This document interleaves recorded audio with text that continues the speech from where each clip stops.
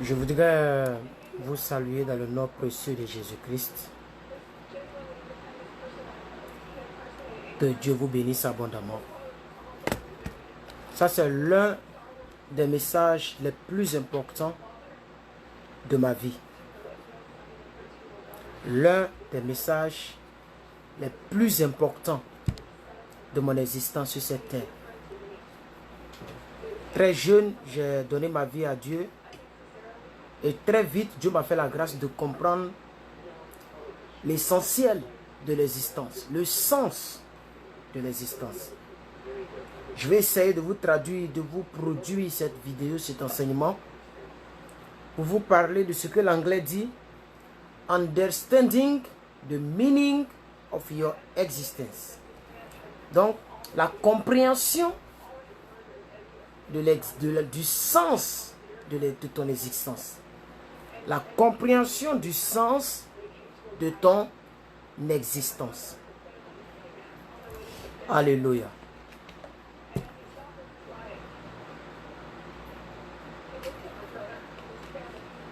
Vous pouvez déjà partager la vidéo, s'il vous plaît. Partagez dans les groupes auxquels vous appartenez. Permettez à ce qu'un plus grand nombre de personnes puissent voir cette vidéo, même en rediffusion. Il y a 5 questions que beaucoup d'entre nous nous posons. Et de manière difficile, nous n'arrivons pas à répondre. 5 questions que nous nous posons. La première question est la suivante. Qui suis-je? Qui suis-je?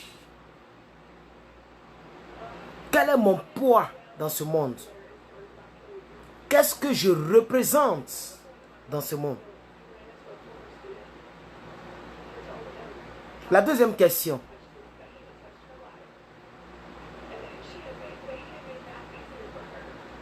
Où je vais? Mon existence est en train d'aller vers où? Je suis en train de me diriger où? La troisième question est la suivante. Qu'est-ce que je dois faire dans cette pareille circonstance? Qu'est-ce que je dois faire? La quatrième question est la suivante. Où je suis arrivé depuis que je vis? Où je suis arrivé dans ma vie? Et la dernière question est la suivante. Qui peut me sauver? Parce que malheureusement, nous sommes dans un monde où beaucoup de personnes ne réalisent pas qu'elles sont en train d'échouer ou qu'elles sont en train de réussir ou qu'elles sont en train d'accomplir le but de leur existence.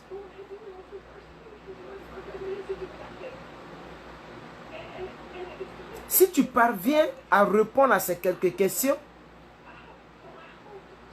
ou si tu parviens à réfléchir sur ces questions, tu vas arrêter, après ce message, de jouer avec ta vie. Tu vas arrêter certaines pratiques sans imposition des mains. Tu vas comprendre que la vie n'est pas un jeu. Quand tu essaieras de répondre à ces questions. La plus grande tragédie dans la vie d'un enfant de Dieu, ce n'est pas la mort. La plus grande tragédie dans la vie d'un homme, ce n'est pas la mort. La plus grande tragédie, j'ai demandé à ce que vous puissiez partager. Mais bon, je ne sais pas si vous l'avez fait. On ne me montre aucun partage ici. Voilà, mais ce n'est pas grave. Je vais quand même laisser la vidéo sur la page et ceux qui ont le temps vont regarder après. La plus grande tragédie, ce n'est pas la mort. la plus grande tragédie, parce que la mort, c'est quand tout est fini. Mais la plus grande tragédie de la vie, c'est de vivre loin de sa destinée. Ça, c'est la plus grande tragédie dans cette vie. C'est de vivre loin de ta destinée. Et toute personne qui vit loin de sa destinée le sait. Quand tu comprends, quand tu analyses ta vie, tu sais au plus profond de toi que tu n'es pas en train de vivre la vie selon laquelle et pour laquelle Dieu t'a créé. Tu le sais. C'est pourquoi je veux t'enseigner en quelques 30 minutes afin de comprendre le sens de ton existence. Parce que ton existence a un sens. C'est pourquoi tu es né. Sinon tu ne serais pas né. Soit par avortement, soit par autre chose. Si tu es parmi nous, si tu es né, c'est que ton existence a un sens. Et tu dois comprendre le sens de ton existence. Pour ne pas que tu te trompes de sens. Aujourd'hui, malheureusement, beaucoup de personnes vivent leur vie de manière à la je m'en foutiste.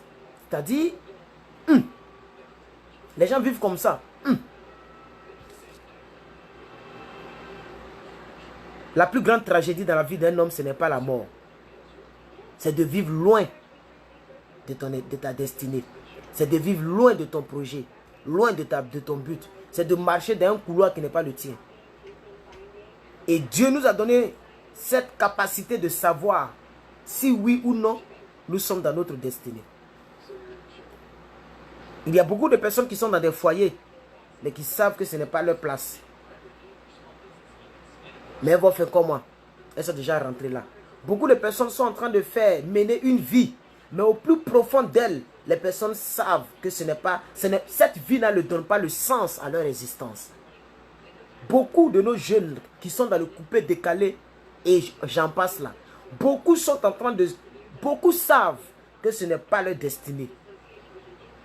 Et beaucoup trouvent les bouquets mystères pour rejeter cela sur les parents.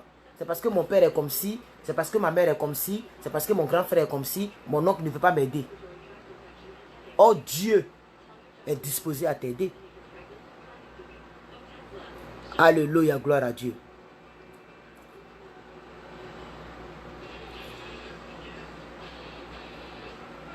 Le poisson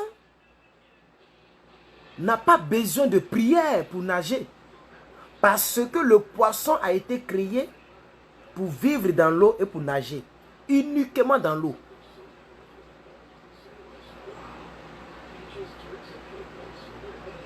Dieu a créé l'homme pour vivre en Éden. Et aussi longtemps que tu vis loin d'Éden, qui représente la présence de Dieu, ton existence n'aura jamais de sens. Allez-y demander à Shakira, à Rihanna, à Alicia Keys, à toutes ces personnes qui ont vendu leur âme. Les personnes peuvent passer sur trace, sur des chaînes des stars. Mais lorsqu'elles sont couchées la nuit, les personnes savent que ce n'est pas une vie où tu pleures tout le temps, où les démons te maltraitent tout le temps. Dieu t'a créé pour vivre dans sa présence. Tant que tu ne l'as pas compris, ta vie ne fera que tourner en rond. Surtout pour ceux qui se disent chrétiens, mais qui ne vivent pas dans la présence de Dieu. C'est-à-dire qu'ils ne vivent pas conformément à la parole de Dieu. Ta vie n'aura jamais de sens. Je l'ai compris très tôt. Alléluia, gloire à Dieu. Dieu a créé l'oiseau pour voler. Écoutez-moi très bien. C'est pourquoi l'oiseau n'a pas de problème pour voler. Parce que Dieu a créé les airs avant de créer l'oiseau. Dieu a créé le sol, les plantes avant de créer l'homme. Dieu a créé l'eau avant de créer le poisson. Parce que c'est ton environnement qui donne un sens à ta vie. On ne peut pas te créer sans avoir créé ton environnement. Dieu a créé l'environnement de l'homme avant de créer l'homme. Et l'environnement propice de l'homme, c'est de vivre conformément à la loi de Dieu. La loi qui te garantit le succès.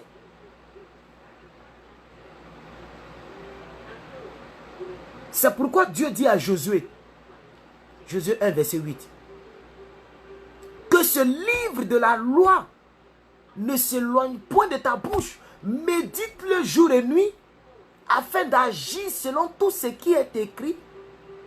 C'est alors que tu réussiras. C'est alors que tu auras du succès dans tes entreprises. Donc Dieu nous donne une garantie de la réussite. Et il nous donne une garantie d'une chose qui peut donner sens à notre existence. Si et seulement si on médite cette parole, si et seulement si on marche selon cette parole. Sinon tu passeras tout ton temps, tout derrière tous les prophètes. Ta vie n'aura jamais de sens. Nous avons cette garantie de réussir dans cette vie. Nous avons cette garantie. Et c'est tout simplement de mettre la parole de Dieu en application.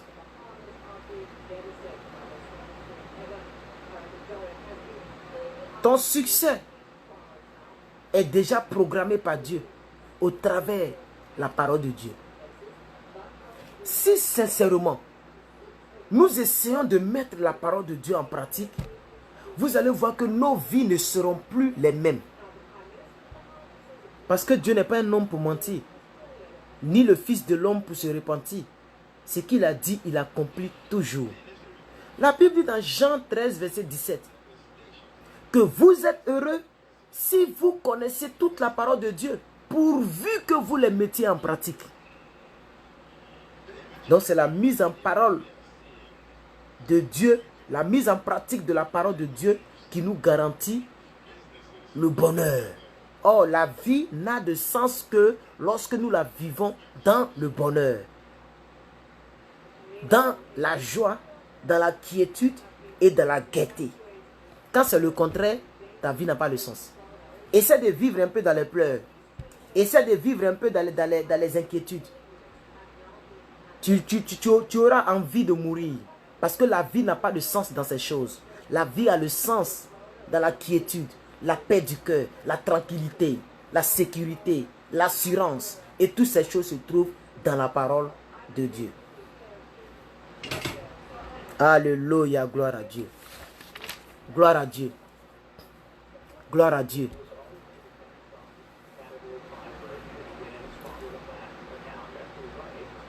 Alléluia. Je voudrais dire à quelqu'un ici, puisque nous sommes déjà à 13 minutes, que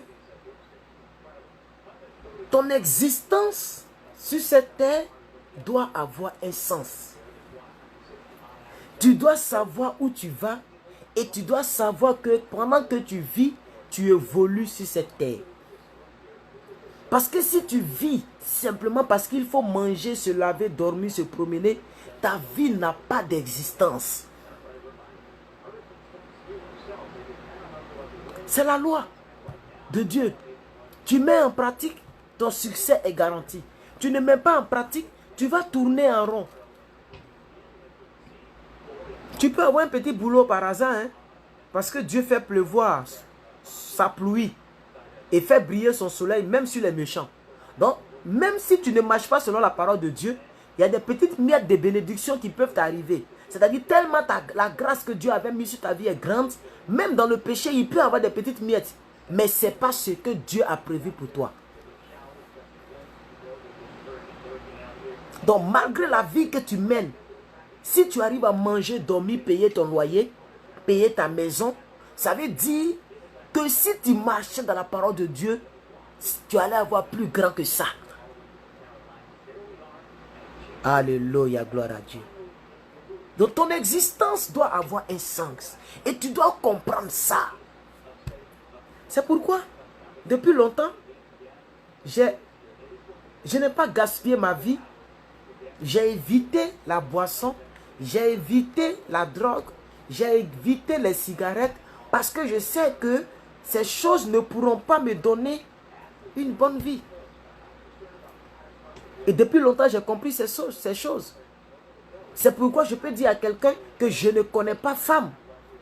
À mon âge, j'ai pris le temps de réfléchir à la vie.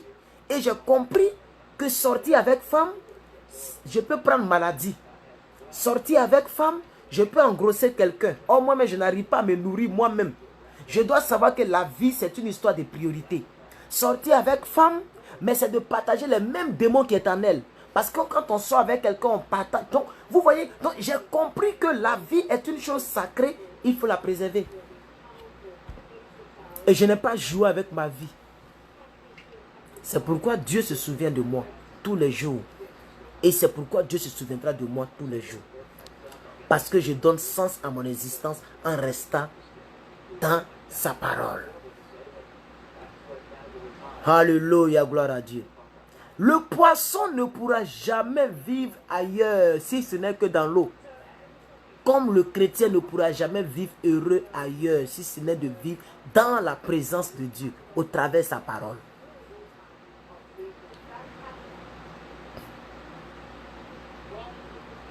Et comme je savais que Dieu m'a appelé à le servir, et je sais que quelqu'un qui a une destinée de servir Dieu ne peut pas marcher avec les drogués, avec les buveurs, avec les fumeurs. Alors, j'ai trié mes amis depuis longtemps. Et jusqu'à présent, je continue de trier mes amis et mes correspondants en inbox sur Facebook et partout sur les réseaux sociaux. Je ne cause pas avec n'importe qui. Je ne marche pas avec n'importe qui. Parce que je veux que ma vie ait un sens. Je veux que ma vie ait un sens. À chaque fois que je croise quelqu'un qui ne m'aide pas à évoluer dans ma destinée, je l'écarte et j'évolue. Un vrai ami, c'est celui qui t'aide à amplifier ta destinée. C'est celui qui t'aide à comprendre ta destinée. C'est celui qui te booste à aller loin avec ta vision. Mais quel genre d'amis vous avez dans votre destinée? Or, à chaque fois qu'un jour passe, c'est ta destinée que tu as traversée comme ça. Pense-y. Pense à ta destinée. Frère, pense à ta destinée. Jusqu'à quand tu vas rester dans cette vie de un pied dedans, un pied dehors. Un pied dedans, un pied dehors.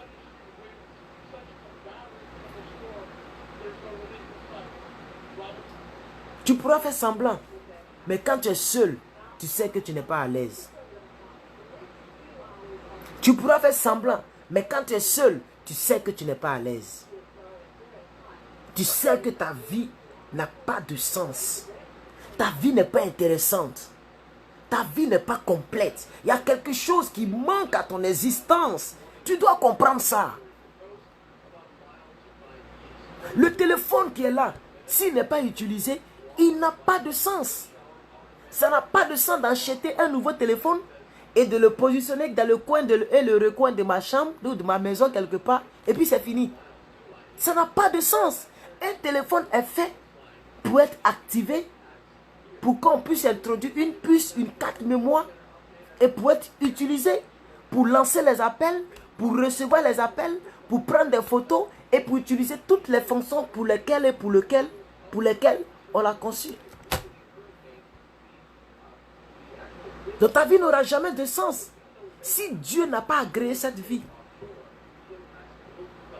Dieu qui a créé la vie, comme l'équipe Samsung qui ont créé le Samsung, s'ils se rendent compte que tous ceux qui achètent les Samsung ne prennent que pour faire décoration, ils vont faire un meeting pour dire aux personnes qui ont acheté les téléphones que le téléphone c'est pour téléphoner. C'est pourquoi on dit téléphone, pardonnez, utilisez téléphone là. Malgré que vous avez déjà donné votre argent, mais eux ils ne seront pas à l'aise. Parce que vous n'êtes pas en train d'utiliser le téléphone, c'est pourquoi eux ils ont pris leur intelligence pour faire la carte mère, pour concevoir leur téléphone. Ils vont dire aux gens d'utiliser le téléphone. Aujourd'hui, Dieu est au ciel et il regarde nos différentes destinées. Et il y a beaucoup de personnes qui passent à côté de leur destinée. Beaucoup de personnes n'ont pas une vie qui a du sens. Beaucoup de filles prennent leur beauté pour s'adonner à n'importe qui. Oh, Dieu t'a créé belle pour que lorsque tu parleras de lui dans les rues, qu'un païen te regarde et qu'il se dise, si Dieu peut toucher une telle fille au 21e siècle, de ne pas se prostituer, de ne pas se donner à n'importe qui, au ministre, et de se consacrer, c'est que Dieu existe. Et quelqu'un pourra rendre témoignage au travers de ta beauté. Et aujourd'hui, Dieu regrette d'avoir donné des grosses fesses à une fille quelque part. Parce que toutes les filles prennent leur beauté corporelle pour dénaturer et pour faire de leur vie une vie insensée.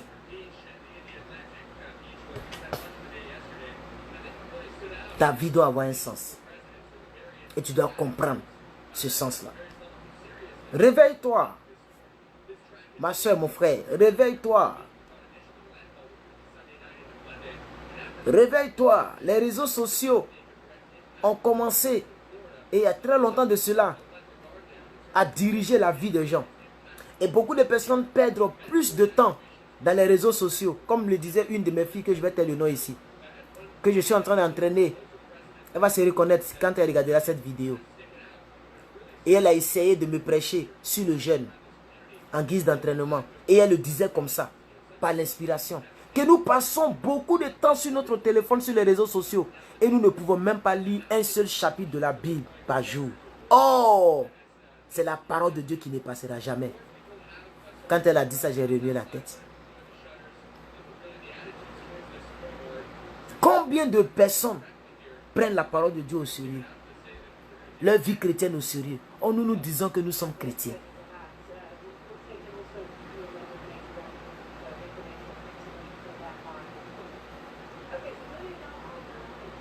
Il n'existera pas une autre Bible à part celle que nous lisons. Et la plus grande des prophéties se trouve dans les Écritures. Si tu veux savoir qui tu es, si tu veux savoir quel sens ta vie devrait avoir, regarde dans les Écritures. Si tu veux connaître comment ta vie devrait être, regarde dans les Écritures. Tu verras comment ta vie devrait être. Et tu sauras qu'elle n'est pas selon que Dieu le voulait.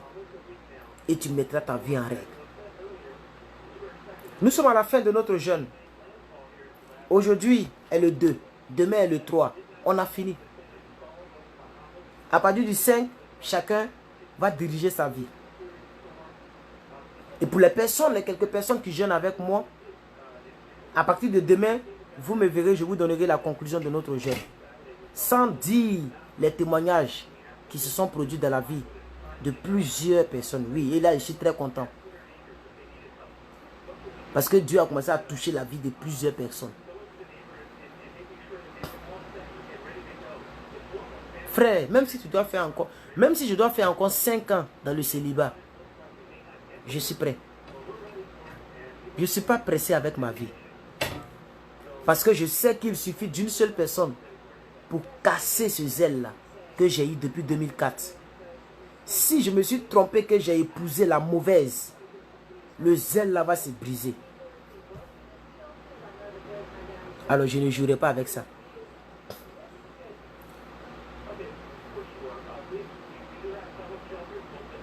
N'écrivons pas notre vie au brouillon. Les temps sont mauvais. Lèvons-nous. Bâtissons-nous. Il faut te sculpter, il faut te bâtir. Il faut prendre conscience, ma soeur. Arrête de te promener de page en page, de buzz en buzz. Et ces temps-ci, j'ai commencé à écouter les prédicateurs en anglais, les anglophones, les prédicateurs anglophones, comme Miles Monroe, comme Jimmy Swaggart et j'en passe. Ça me permet non seulement de découvrir de nouveaux messages, mais ça me permet aussi de travailler mon anglais. Je ne peux pas passer ma vie sur quel téléphone si ça ne m'apporte rien de positif dans ma vie. Je dois donner un sens à ma vie. Et si Dieu m'a déposé dans un pays anglophone, tout ce que je fais maintenant doit tourner autour. Même les prédications que j'écoute maintenant, je les écoute en anglais. Pour bénéficier sur 2 fronts. Aiguiser mon oreille côté anglais et découvrir de nouveaux messages et édifier toujours ma foi. Qu'est-ce que tu fais de ton existence? Tu vas rester là à te cacher et à faire ce que tu fais, ce que tu sais là, et à venir sur les pages pour écrire seulement Amen, Amen. Et puis toute ta vie, tu vas rester comme ça. Il faut comprendre que ta vie doit avoir un sens. Tu dois être fier de ta vie. Quand tu regardes ta vie et que tu es fier de ta vie, ça ne dépend pas de ce que tu as dans ton compte bancaire ou bien ce que tu as comme matériel. Ça dépend de ce que tu ressens quand tu regardes ta vie. Est-ce que tu es heureuse? Que Dieu vous bénisse.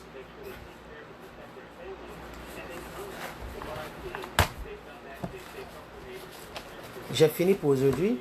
Je ne vais pas être long. Il est 6 heures chez vous, je crois bien. Et je pense que cette petite exhortation pourra... Je ne vais pas la supprimer, je vais la laisser sur la page, même si elle n'a pas été du tout partagée, mais je vais quand même la laisser pour les autres. Et puis, demain, on va se prendre pour le moment de jeûne. Bon, il est déjà demain chez vous même. C'est ici, il est maintenant 21h, 21h15. Donc, je vais me reposer. Puis demain, je vais vous prendre à ma pause. Merci, je pense que cette parole vous a béni. Si c'est le cas, gloire à Dieu. Bye bye.